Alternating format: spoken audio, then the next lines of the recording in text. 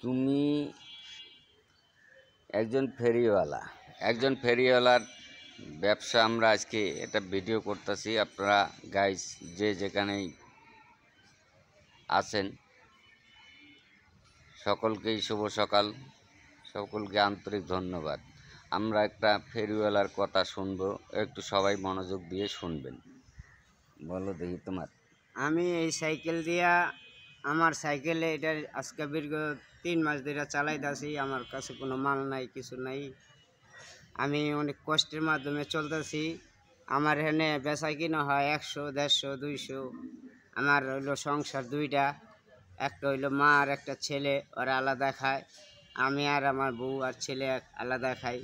আমার সংসারে প্রত্যেক দিন খরচ 600 থেকে 700 টাকা খরচ হয়। তোমার ইনকাম কত হয়? আমার ঋণ গেলে 400, 200, 300 ডেইলি ঋণ হইতেছি।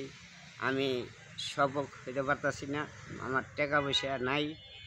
আমি যাগো কাছে টাকা পয়সা পাই, তারা আমার টাকা পয়সা দিতেছে না। এটা নিয়ে অনেক তরসর চলতেছে।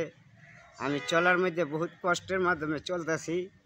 আমার সংসার চলে না, বাড়িঘর অবস্থা ভাঙাচোরা। আমার নিজের যান চলতে অনেক কষ্টের মাধ্যমে আমি দিনকাল নিতেছি। আমি পারি না আমার মার একটা কিছু দিতে, পারি না ঘরটা ঠিক করে দিতে, পারি না নিজের বাড়িঘর ঠিক করতে, পারি না হইলো আমার আত্মীয় স্বজনের একটা দাওয়াত করে খাওয়াইতে। আমি বহুত কষ্টের মাধ্যমে আছি।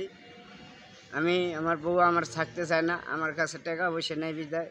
বউ পোলাফান টর্চর দূরে সরে সরে গেছে।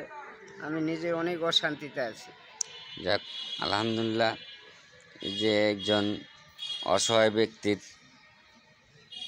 আপনারা যে যেখান থেকে পারছেন আপনি দেখেন, যে একজন ফেরিওয়ালার কথা শুনলেন। আপনারা যে যেখান থেকে পারেন ভিডিওটা একটু শেয়ার করে আপনারা দেখেন, যে একজন ফেরিওয়ালাকে সহযোগিতা করার জন্য অনুরোধ।